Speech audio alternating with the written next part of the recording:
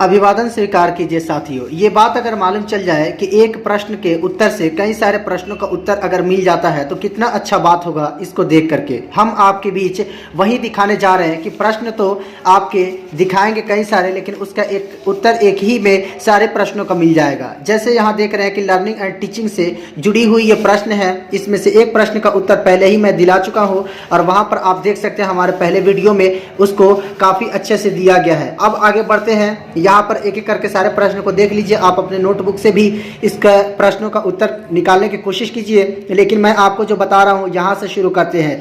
यहाँ शुरू होता है कि सीखने के सिद्धांतों के शैक्षिक उपयोग का वर्णन कीजिए। इन प्रश्नों का भी उत्तर आपको मिल जाएगा जो मैं अभी बताने जा रहा हूँ। यहाँ पर देखिएगा, उसमें आपको मिलेंगे। इस तरीके से एक प्रश्न और बनता है कि एक प्रभावी शिक्षक में कौन कौन सी विशेषताएं होनी चाहिए। ये भी प्रश्न का उत्तर आपको उसी उत्तर में मिल जाएगा।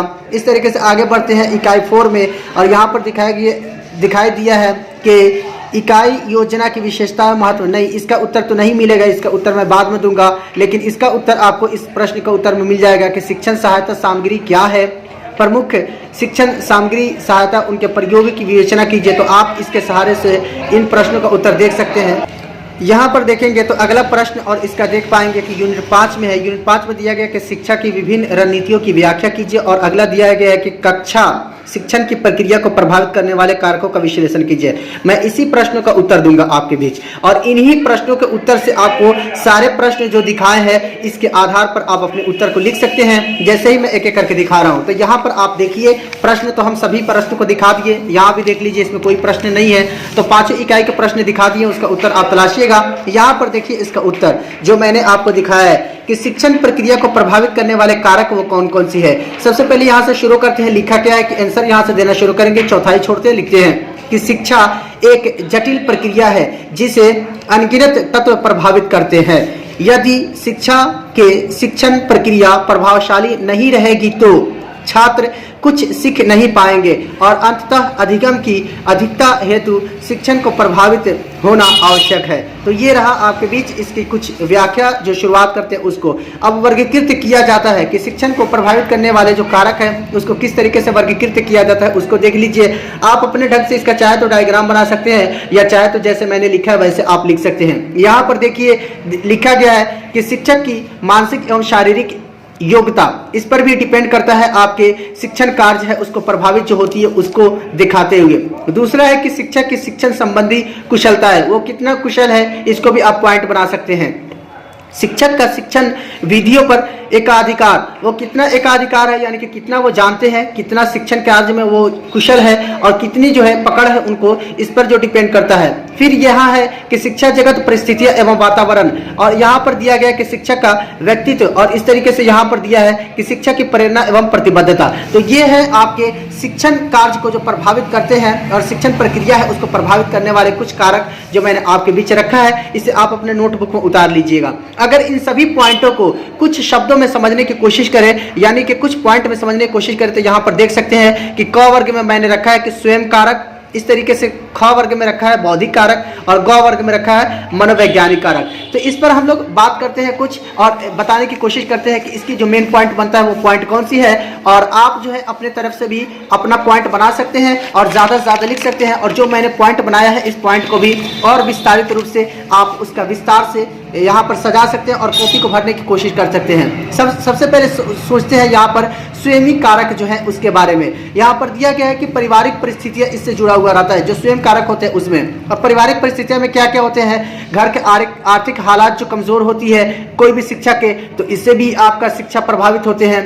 पति पत्नी के संबंध में किसी तरीके के कोई रुकावट या किसी तरीके कोई जो है परेशानी आती है तो इससे भी शिक्षा प्रभावित होते हैं। और जो शिक्षक होते हैं वो शिक्षक ठीक ढंग से पढ़ा नहीं पाते हैं, क्योंकि घर के लेकर के बात को सोचते रहते हैं तो नहीं पढ़ा पाते, इससे भी शिक्षा प्रभावित होती है। बच्चों के प्रति दायित्व जो होती है उसकी कमजोर होते हैं, तो इस पर भी वो शिक्षा जो है प्रभावित होते हैं। और परिवार के सदस्यों के साथ संबंध जो जिस तरीके से होते हैं, अगर कोई परिवार के सदस्य है उसके साथ उनके संबंध है तो उन संबंधों से भी जुड़े हुए जो कारक होते हैं इससे प्रभावित होते हैं। जैसे कि आप किसी स्कूल में पढ़ाने गए और वहां से आपका काफी सारे जुड़ाव है, काफी सारे परिवार से जुड़ाव है, तो आप वहां नहीं पढ़ाने, कम पढ़ाने या छात्रों को कम से कम बताने की कोशिश करेंगे और अपनी बातों को निकालने की कोशिश करेंगे। तो ये सारे हैं जो जुड़ता है, आप अपने पॉइंट को बना सकते हैं।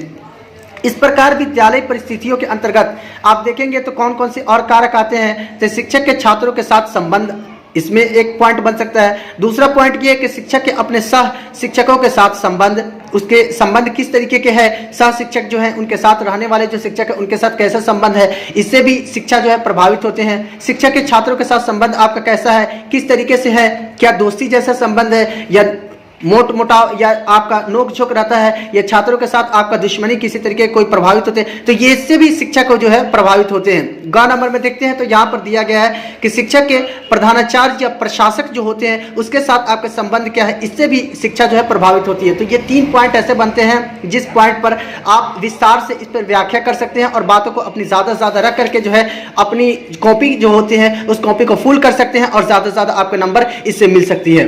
अब आगे दिखाते हैं कि विद्यालय परिस्थितियां क्या होती है। और विद्यालय परिस्थितियां के अंतर्गत यहाँ पर कुछ बातें मैंने बताया है, इसे आप अपने नोटबुक में उतार लीजिएगा। यहाँ पर दिखाया गया कि विद्यालय परिस्थितियों के अंतर्गत भी शिक्षकों के अपने अन्य साथियों, प्रधानाचार्य, प्रशासक जो होते हैं उसके आदि के साथ संबंध यदि ठीक है तो वे शिक्षण को अनुकूल रूप से प्रभावित करते हैं, किंतु ठीक नहीं है तो वे उसके शिक्षण पर प्रतिकूल प्रभाव डालते हैं, जो कि सभी शिक्षण कार्य के लिए अनुकूल वातावरण जरूरी है। तो ये बहुत ही जरूरी हो जाता है कि कोई भी शिक्षक है, उन शिक्षकों के साथ अगर आपका अनुकूल रूप से अगर व्यवहार है, बहुत अच्छा व्यवहार है, प्रधानाचार्य है या आपके साथी जो हैं उसमें शिक्षक के रूप में जो कार्य करें उनके साथ आपका व्यवहार अच्छा है, उसमें जो छात्र है उसके साथ व्यवहार अच्छा है, तो बिल्कुल बहुत ही प्रभावित करते हैं और अनुकूल रूप से प्रभावित करते हैं। लेकिन जैसे ही ये उलट हो जाता है तो फिर प्रतिकूल हो जाता है। तो इस पर मैंने विचार रखा है, आप इसको जरा सा सोचिएगा, काफी इंपॉर्टेंट है।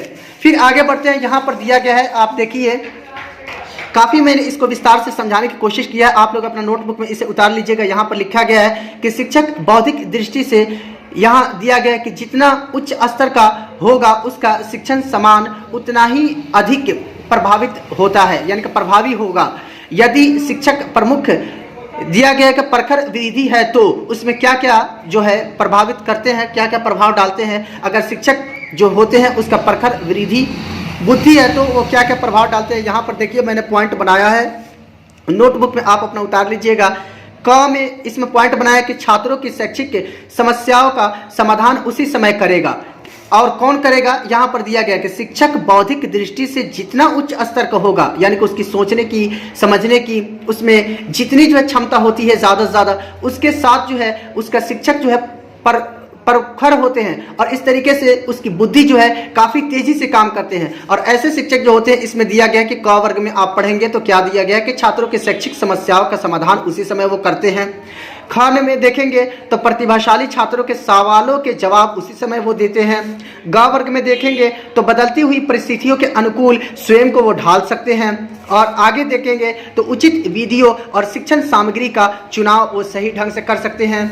ये शिक्षक के जो गुण बताया जा रहा है उसके बारे में मैं बता रहा हूँ। मनोवैज्ञानिक कारक जो होते हैं वो कौन कौन से होते हैं, इसको देख लीजिए कि अभिक्षमता होती है, रुचि होती है, अभिवृद्धि होती है, मूल प्रवृत्ति होती है और भावना ग्रंथियाँ होती है। तो मैं अपने बीच जो है आपके बीच मैंने कोशिश किया बात को रखने के लिए और लगभग 8 मिनट से ज़्यादा बातें मैंने रख चुका है।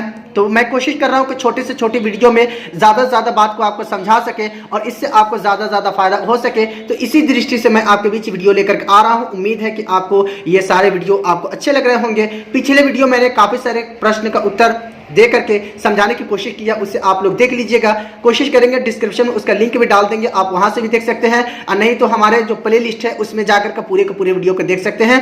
काफ़ी आपको फायदा मिल सकते हैं और आपके एग्जाम के पॉइंट ऑफ व्यू से ये सारे प्रश्न का उत्तर जो है काफ़ी इंपॉर्टेंट है, जो आपको अधिक से अधिक अंक दिलाने में सहायता कर सकता है। फिर मिलते हैं एक नए प्रश्न और उसके उत्तर के साथ। तब तक आरजेडी पाठशाला टीम की तरफ से मुझे विदा दीजिए। मिलते हैं फिर एक नए वीडियो के साथ, तब तक धन्यवाद, बहुत बहुत शुक्रिया हमारे साथ जुड़ने के लिए। जाते जाते इस चैनल को जरूर सब्सक्राइब करके और साथ ही साथ इस वीडियो को लाइक करके और हमें कमेंट करके बताइएगा आपको ये वीडियो कैसा लगा। धन्यवाद।